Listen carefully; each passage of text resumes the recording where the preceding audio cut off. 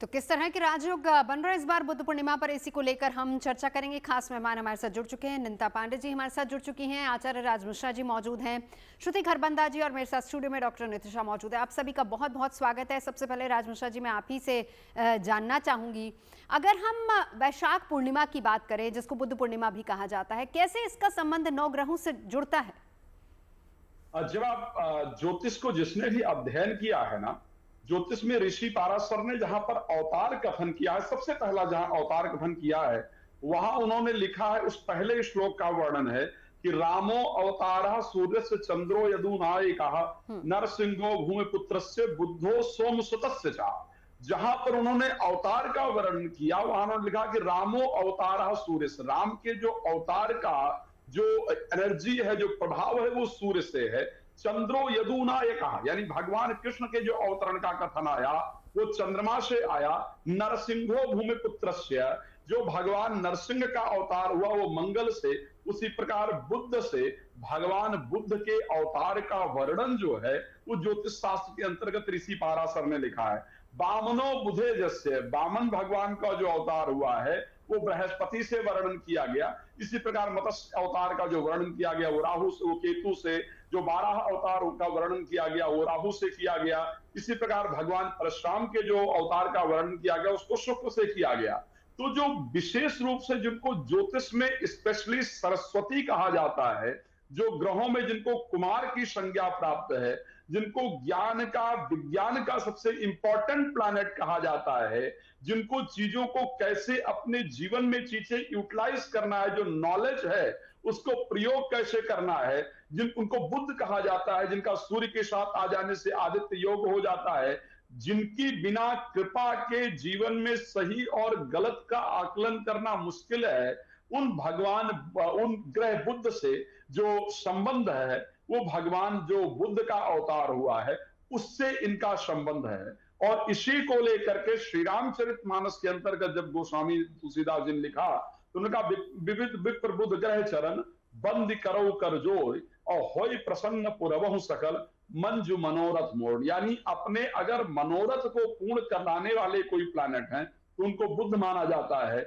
और उन्हीं बुद्ध पूर्णिमा, जो भगवान बुद्ध का अवतार हुआ वो उन्हीं के एनर्जी के साथ हुआ, उन्हीं की एनर्जी उनके अंदर पाई जाती है। इसीलिए आपने देखा कि बुद्ध ने आकर के, भगवान बुद्ध ने आकर के समाज को एक नई दिशा दिया, धर्म की एक नई जानकारी दी, मानवता की एक नई जानकारी दी। यही कार्य है ग्रह में बुद्ध का कि आपको किस तरफ जाना है, आपको क्या करना है, आपके लिए सही क्या है, आपके लिए गलत क्या है, एक्चुअल मार्ग क्या है, वो बुद्ध से प्राप्त होता है। और वही समाज को अगर दिखाने का प्रयास किया तो भगवान बुद्ध ने किया। तो अगर नौ ग्रहों से संबंध की बात की जाए नवजोत जी, तो बुद्ध से विशेष रूप से भगवान बुद्ध का संबंध, और ये मैं नहीं कह रहा हूं, ये सर ने, जिन्होंने भी बृहत पाराशर होरा शास्त्र को पढ़ा है, ज्योतिष में बिना बृहत पाराशर होरा शास्त्र पढ़े हुए ज्योतिषी बनना संभव नहीं है, वैदिक ज्योतिषी बनना कभी भी संभव नहीं है। और जब भी हम उसको पढ़ते हैं तो शायद दूसरा श्लोक या पहला श्लोक बृहत पाराशर होरा शास्त्र का है, जहां पर अवतार का वर्णन है, जो डायरेक्टली जोड़ता है कि भगवान बुद्ध का अगर संबंध है तो ग्रह बुद्ध से है। इस प्रकार है जी। नंदिता जी, अब आपके पास आती हूँ। वैसे तो देखिए हर महीने पूर्णिमा आती है, लेकिन वैशाख पूर्णिमा इतनी अहम क्यों होती है? जी देखिए, वैशाख पूर्णिमा ना बहुत सारे एक सनातन संस्कृति से ले तो भी बहुत महत्व है, और बौद्धिक संस्कृति से ले तो बुद्ध, जो बुद्धिज्म है वो है ऑफशूट हिंदुइज्म का। पर वैशाख का महीना और कार्तिक का महीना कहते हैं कि विष्णु को अत्यंत प्रिय है। और आप देखिए वैशाख के महीने में स्पेशली अगर हम विष्णु की पूजा अर्चना करते हैं। और नंदिता जी, हाँ नंदिता जी, मैं आपके पास आऊंगी, आप अपनी बात रखिएगा क्योंकि कुछ शायद ऑडियो इश्यूज आ रहे हैं। वापस आपके पास लौटी हूँ, डॉक्टर नितिशा हमारे साथ हैं। आपसे जानना चाहूंगी, इस वक्त ग्रह दशाएं किस तरह की बन रही हैं, क्यों इस बार की वैशाख पूर्णिमा बहुत इंपॉर्टेंट है?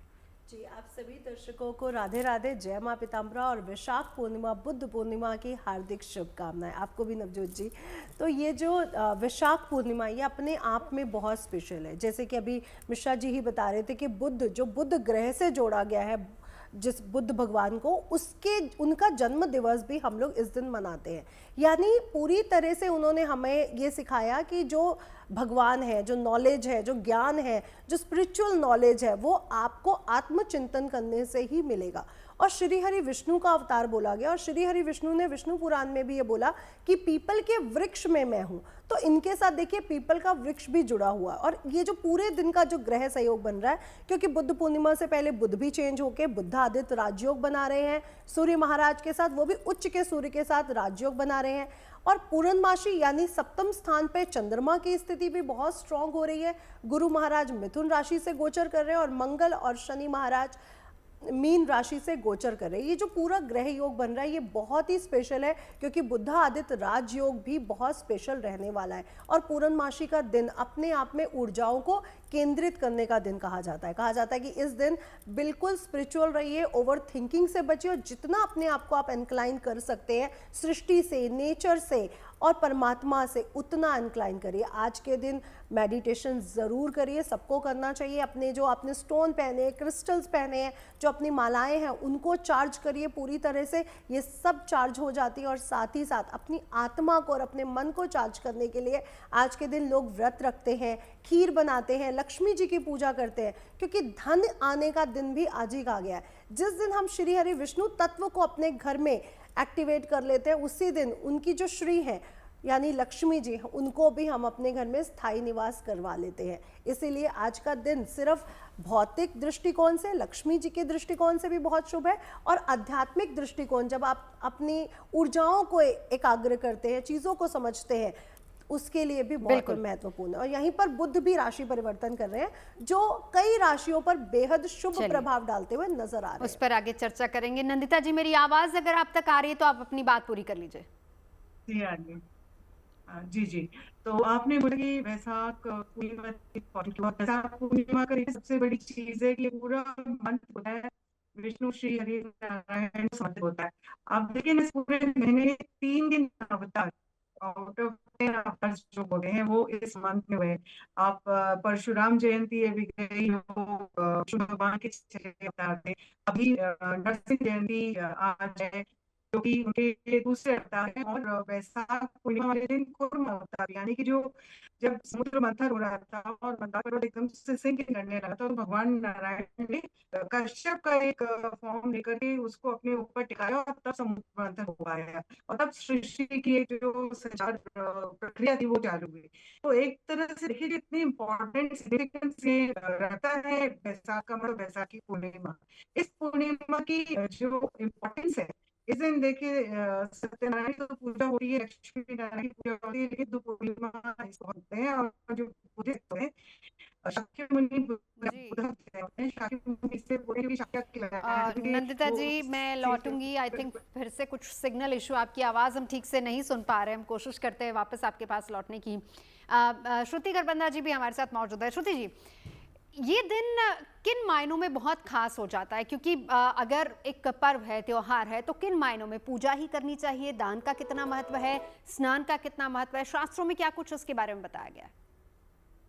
नवजोत जी, बहुत बहुत शुक्रिया ये सवाल करने के लिए। देखिए, दान स्नान तप की तो महत्व है ही है, वो तो हमारे धर्म में, शास्त्रों में उसकी बहुत महत्वता बताई गई है। लेकिन कहीं ना कहीं जब हम इसको कनेक्ट करके देखते हैं तो वो बुद्ध की जो टीचिंग्स हैं, उन्होंने जो पढ़ाया सिखाया, उसी में आके वो घुल मिल जाती हैं कि आत्मनिर्भरता, इच्छाओं का त्याग, अहिंसा और करुणा, ये जो है कहीं ना कहीं बहुत ज्यादा महत्वपूर्ण हो जाता है। देखिए, साल में 2 पूर्णिमा जो है सबसे अहम होती है। एक है बुद्ध पूर्णिमा, दूसरी है गुरु पूर्णिमा।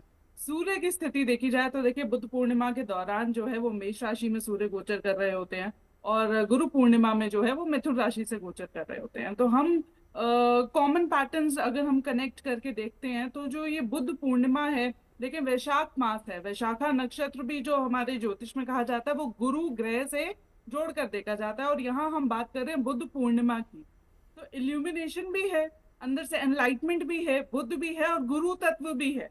गुरु और बुद्ध का जो कॉम्बिनेशन है वो अमेजिंग टीचर्स जो है वो प्रोड्यूस करता है। बहुत अच्छे जो टीचर्स होते हैं, अक्सर उनकी कुंडली में ये कॉम्बिनेशन, रिसर्चर्स, प्रोफेसर्स, उनकी कुंडली में ये जो है बहुत स्ट्रांग होता है और केंद्र में होता है। तो ये जो आज का दिन है, खासतौर पे सूर्य उच्च की स्थिति में, यू शाइन डेफिनेटली, बुद्ध भी उसके साथ में है, तो बुद्धादित्य योग तो है ही है, नई चीजों के लिए, नई शुरुआत के लिए। गुरु भी जो है वो बहुत अच्छी स्थिति में मैं अब उनको कहूंगी, क्योंकि परिवर्तन की स्थिति से निकल के अब वो एजुकेशन के हाउस यानी चौथे भाव में जो कि ज्ञान का भाव है, वहीं पर ये जो है गोचर करने वाले हैं बहुत जल्द। तो इस बार अगर देखा जाए तो देखें, पढ़ाई लिखाई के लिए, मेडिटेशन के लिए जो है ये समय बहुत अच्छा होने वाला है। और ये पूर्णिमा का जो एक कहते हैं ना कि अर्क है, देखिए हिंदू शास्त्रों में भी एक बड़ी प्यारी सी कथा इसके के लिए मिल जाती है, कूर्म जयंती के लेकर। कूर्म अवतार जो विष्णु जी का अवतार जिनको कहा जाता है, समुद्र मंथन के समय में, सतयुग में ऐसा कहा जाता है कि कछुए का जो अवतार लिया तो मंदराचल पर्वत को उन्होंने अपने पीठासीन किया। यानी कि पहाड़ जैसा आपको स्थिर व्यक्तित्व पाने के लिए भी एक आधार चाहिए होता है, जो श्री हरि विष्णु जिसको बुद्ध से जोड़कर देखा जाता है, अगेन बुद्धि, प्रोस्पेरिटी, ग्रोथ, तो उसके लिए वो स्थिरता चाहिए होती है। तो ये जो कॉम्बिनेशंस है बेसिकली आपको अंदर से एनलाइटनमेंट देने के लिए जो है, ये आज के दिन लगभग ही वैसे कॉम्बिनेशंस होते हैं कि आपको अंदर से एनलाइटमेंट हो, जी। अंदर से आप चीजों को समझ पाएं। और गीता का जो पाठ कहा जाता है ना कि स्थित प्रज्ञ होना चाहिए, मन जो है स्थिर होना चाहिए, चित्त स्थिर होना चाहिए, तभी ज्ञान की प्राप्ति होती है। और धन की प्राप्ति के लिए भी वो ज्ञान जो बहुत ज्यादा जरूरी है, वो वहीं से होकर जो जाता है, जिसके पास है वो अपनी स्किल्स को जो अपग्रेड करता है, वो धन का जो है श्री लक्ष्मी जी का जो है घर में आगमन कर पाता है। तो इस तरह के ये जो ग्रह ये संयोग हैं, या इस तरह से बिल्कुल। कनेक्ट करके आज के दिन को समझा जा सकता है। चलिए, तो आपने तमाम क्षेत्रों की बात कर दी। राज जी, एक एक करके चर्चा कर लेते हैं। सबसे पहले अगर मैं बात करूं शिक्षा की, चाहे वो स्टूडेंट्स हों या फिर वो लोग जो कि शिक्षा के क्षेत्र में हैं, किस तरीके से इस दिन उनको पूजा अर्चना करनी चाहिए, क्या कुछ करना चाहिए? देखिए, जो लोग शिक्षा के क्षेत्र में हैं, और शिक्षा वो किसी भी परिस्थिति में है, चाहे वो छोटा बच्चा है और चाहे आप बड़े हैं, किसी प्रकार का भी जो नॉलेज को जो गेन करने के लिए इंपॉर्टेंट प्लैनेट है वो बृहस्पति है।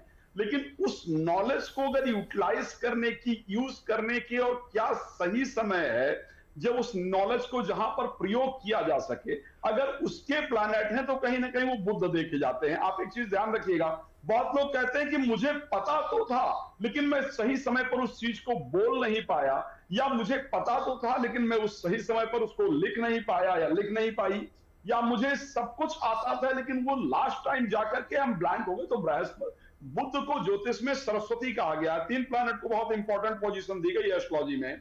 शुक्र को एस्ट्रोलॉजी में लक्ष्मी कहा गया है, बृहस्पति को ज्योतिष में जीव कहा गया है, और बुध को ज्योतिष में सरस्वती कहा गया है।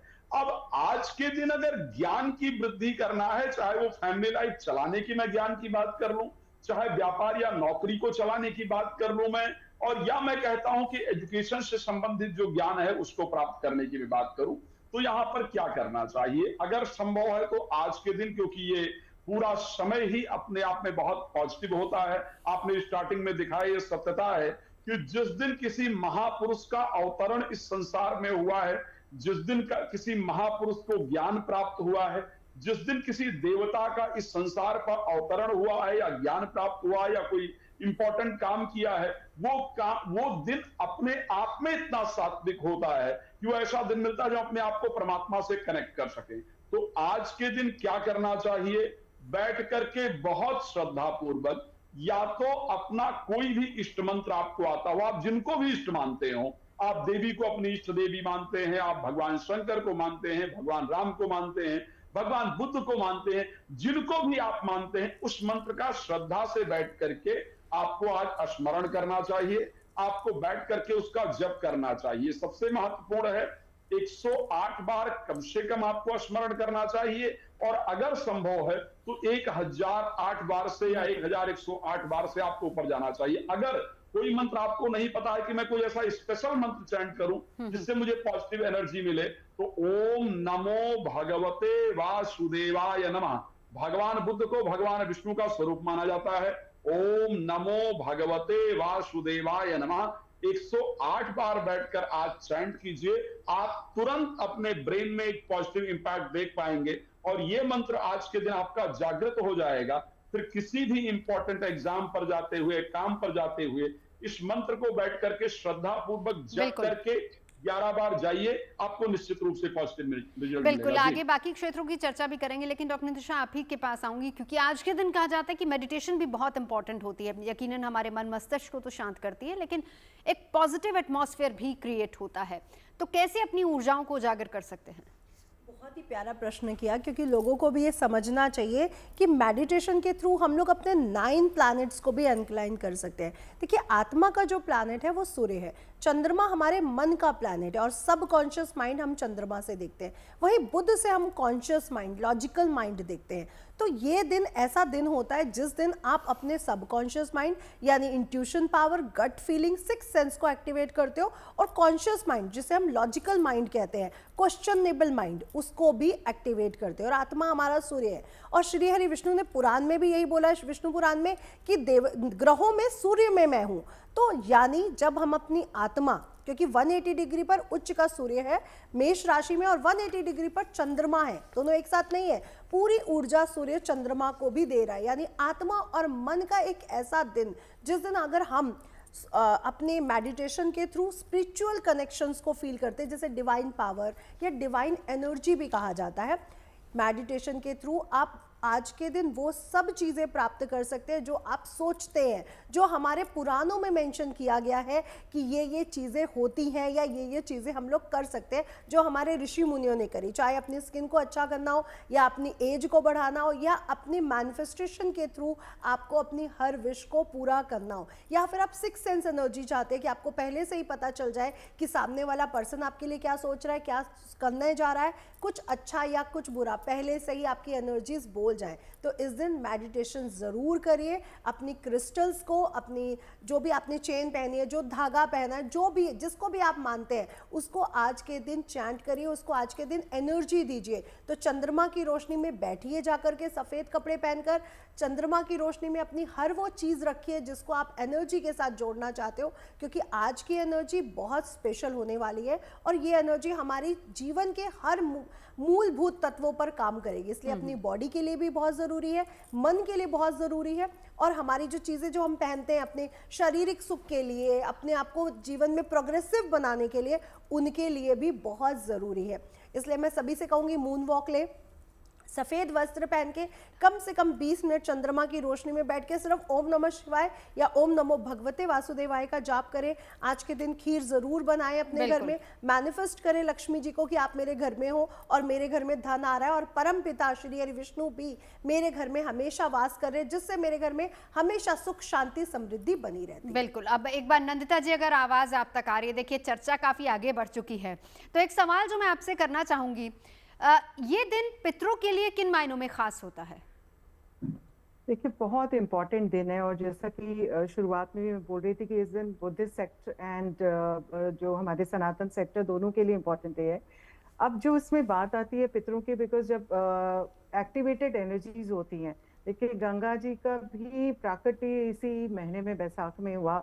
बुद्धा का जो एक शाक्यमुनि बुद्ध का की पैदाइश, उनका परिनिर्वाण, उनका निर्वाण की स्थिति सारी इसी दिन हुई, which is a very very powerful day. तो इस दिन जब आप गंगा जल को लेकर के, और आप या फिर आप घर पे भी हैं, तो आप एक लोटे में जल लेके काले तिल चावल डाल करके आप दक्षिण मुखी होकर के तर्पण देते हैं पितरों को, या पितरों के नाम से चैरिटी करते हैं, तो आप देखेंगे कि उनको भी मोक्ष की गति प्राप्त होती है, क्योंकि आज का दिन इतना पावरफुल है, इतनी पॉजिटिव एनर्जीज होती हैं। इस दिन ये भी माना जाता है कि जब आप ध्यान करते हैं, मेडिटेट करते हैं, और किसी भी पर्पस के लिए करें, आप अपने सेल्फ एवोल्यूशन के लिए करें, स्पिरिचुअलिटी के लिए करें, अबांडेंस के लिए करें, पितरों के लिए करें, तो ये माना जाता है कि भगवान बुद्ध और भगवान बुद्ध के साथ और भी जितने भी एसेंडेड मास्टर्स हैं, वो सारे धरती पर घूमते हैं, विचरण करते हैं, और वो देखते हैं कि किसकी क्या इच्छाएं हैं और कौन कितना अच्छा इंसान है। चैरिटी करने से आपकी ह्यूमैनिटेरियन एंगल बढ़ता है। तो ये सारी चीजें जब आप करते हैं और ध्यान करते हैं साथ में, तो आपको आशीर्वाद बहुत कई गुना मिलता है, और आपके पितरों को भी मोक्ष की प्राप्ति होती है। It's a very very powerful day, चाहे आप सनातन धर्म को फॉलो करते हैं। एंड बड़ी इंटरेस्टिंग सी बात है कि मैं पिछले कुछ पढ़ रही थी, but I am not very confident about it, but हाँ, कुछ ऐसे मेरे को वर्सेस आए जहाँ पे ये भी मेंशन है कि इस्लामिक ट्रेडिशन में भी भगवान बुद्ध को एक प्रॉफिट माना गया है। तो कुछ एक टेक्स्ट उनके स्कॉलर्स इस जी। बात को भी मानते हैं, कई नहीं मानते, लेकिन कुछ ये बिल्कुल। भी मानते हैं। तो आप ये सोच लीजिए कि ये दिन कितना पावरफुल दिन बिल्कुल। है, जहाँ पे सभी धर्म के लोग इस दिन की तरफ झुकाव रखते हैं और इस दिन में अपनी एनर्जीज को देने की कोशिश करते हैं। अब आपके पास आना चाहूंगी श्रुति जी, एक और चीज़, क्योंकि हम इस दिन श्रीहरि की पूजा कैसे करें, कैसे उनका आशीर्वाद पा सकते हैं, इसकी बात हो रही है, लेकिन पूर्णिमा का दिन है तो जाहिर सी बात है कि चंद्र से जुड़े भी कुछ उपाय इस दिन किए जा सकते हैं। कहाँ, कैसे और कैसे उसका लाभ होता है?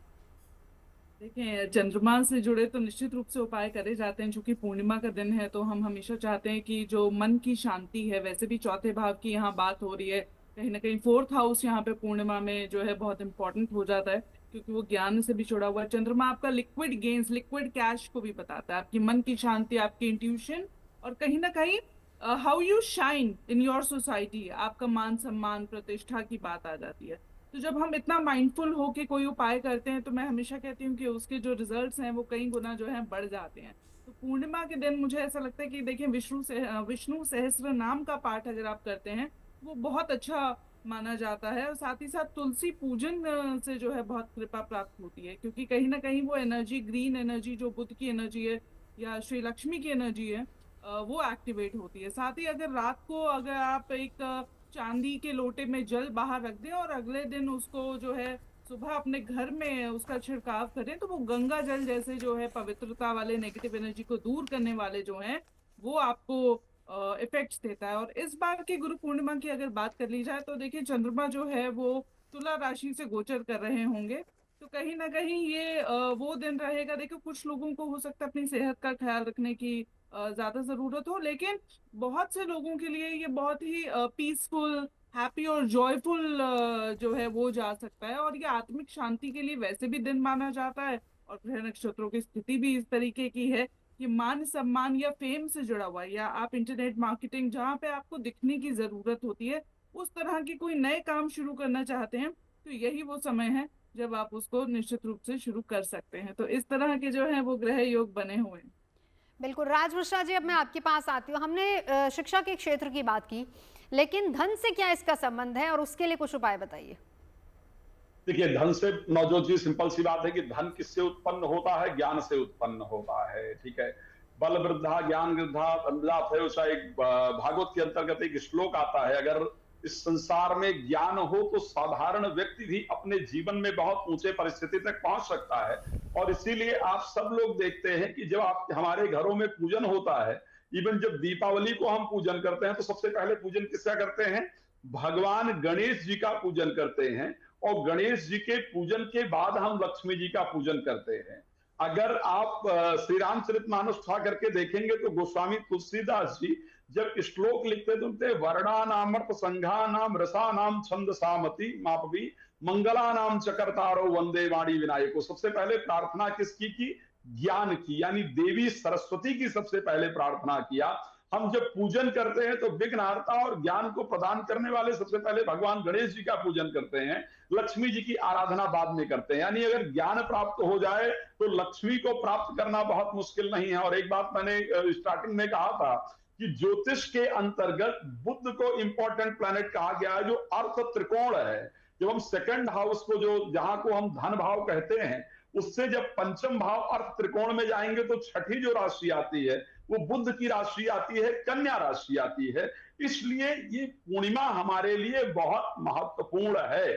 जिसको अर्थ की आवश्यकता हो, जिसके घर में सबको अर्थ की आवश्यकता होती है, लेकिन स्पेशली हम बहुत कमा रहे हैं और घर में पैसा रुक ही नहीं रहा है। हम कोशिश कर रहे हैं लेकिन पैसा आ ही नहीं रहा है। चाहे वो पैसा आने की परिस्थिति हो और चाहे वो पैसा रुकने की परिस्थिति हो, चाहे आप कर्ज इत्यादि ले रखा है आपने, वो नहीं उतर रहा है या नहीं उतार पा रहे हैं, या किसी को आपने दिया है वो आपको वापस इत्यादि नहीं दे रहे हैं, अर्थ से संबंधित किसी भी प्रकार की अगर प्रॉब्लम आपकी है या फिर व्यापार से संबंधित कोई भी प्रॉब्लम आपकी है, तो उसमें सबसे सुंदर तरीका है कि जब चंद्रमा का उदय हो जाए। एक बात ध्यान रखिएगा, पूर्णमासी का सबसे महत्वपूर्ण जो प्रभाव है वो है चंद्र के उदय होने पर। जब चंद्र का उदय हो जाए उस समय बैठ करके महालक्ष्मी जी की आराधना करना, और महालक्ष्मी आराधना में भी लक्ष्मी गायत्री है, स्पेशल ध्यान रखिएगा। ओम महालक्ष्मी च विद्महे विष्णु पत्नी च धीमहि तन्नो लक्ष्मी प्रचोदयात्। ओम महालक्ष्मी च विद्महे विष्णु पत्नी च धीमहि तन्नो लक्ष्मी प्रचोदयात्, या ओम महालक्ष्मी देव्यै नमः।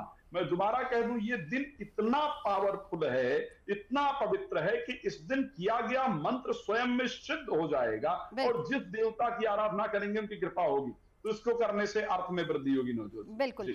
नितिशा जी, आपके पास आते हुए, अब दिन बहुत पावरफुल है और इसके साथ ही साथ जरा ग्रह दशाएं भी बताते चलिए, क्या चल रही है इस वक्त? जी बिल्कुल, जैसे कि बुद्ध पूर्णिमा के एक दिन पहले ही हम बुद्ध ग्रह की बात कर रहे हैं, बुद्ध भगवान की बात कर रहे हैं। बुद्ध ग्रह राशि परिवर्तन करके नीच राशि से गोचर करते हुए मेष राशि में प्रवेश करेंगे और यहाँ पे बुद्धा आदित्य राजयोग की स्थापना करेंगे। यानी व्यापार में, जॉब में प्रमोशन अब आपको मिलने वाली है, व्यापार में एक अच्छा सा विस्तार होने जा रहा है और साथ ही साथ अब आपकी वाणी जोशपूर्ण ऊर्जात्मक होने वाली। यानी अब लोगों की वाणी इतनी तर्क शक्ति से और ऊर्जा से भरी होगी कि लोगों को पसंद करेंगे। अब होगा लॉजिकल माइंड का खेल, अब तर्क शक्ति बढ़ेगी और लोग क्वेश्चन पूछना शुरू करेंगे। तो ये जो समय है पूरी तरह से बेहद ऊर्जात्मक है और लोगों के क्वेश्चंस भी बढ़ने वाले हैं। ये जो ग्रह योग की संभावना बन रही है इन दिनों 15 डेज के अंदर अंदर मेष राशि, मिथुन राशि, कर्क राशि, सिंह राशि और मकर राशि और धनु राशि, ये 5 राशियों वालों के लिए बेहद अच्छी गुड न्यूज़ आ रही है, जहां पर उनकी शिक्षा, ज्ञान, नॉलेज तो बढ़ेगा ही बढ़ेगा, साथ ही साथ जॉब और व्यवसाय में भी अच्छी स्थितियां बनती हुई नजर आएंगी। यानी अब इनके व्यवसाय का विस्तार होगा और जॉब में प्रमोशन, या अगर जॉब नहीं लगी है तो जॉब लगने के चांसेस भी बनेंगे। वहीं तुला राशि, जहां पे चंद्रमा गोचर कर रहे हैं, उनके लिए समय बेहद शुभ है। या तो इनकी लाइफ में कोई नया पार्टनर या कोई नया पर्सन आ रहा है जो इनकी लाइफ में और अच्छा ऊर्जा लेकर के आएगा और साथ ही साथ अगर इनकी शादी नहीं हुई है तो शादी के लिए भी यह समय बेहद शुभ रहने वाला है। मैं तो कहूंगी 12 की 12 राशियां इस समय का फायदा उठाएं। जितना आप मेडिटेशन करेंगे उतना अच्छा है, क्योंकि त्रिगुणी शक्ति इस दिन बढ़ रही है। त्रिगुणी शक्ति यानी जन्म की शक्ति और हमारा जो ट्रांसफॉर्मेशन होता है उसकी शक्ति, और साथ ही साथ ज्ञान प्राप्ति की शक्ति यानी सरस्वती की शक्ति। तो अगर आप धन यानी लक्ष्य प्राप्ति करते हैं, धन कमाना चाहते हैं, तो सरस्वती यानी ज्ञान के पास जाइए, तो मेडिटेशन जरूर करिए। जी बिल्कुल। अब एक बार नंदिता जी आपके पास आते हुए, किन ग्रहों का निवारण इस दिन किया जा सकता है?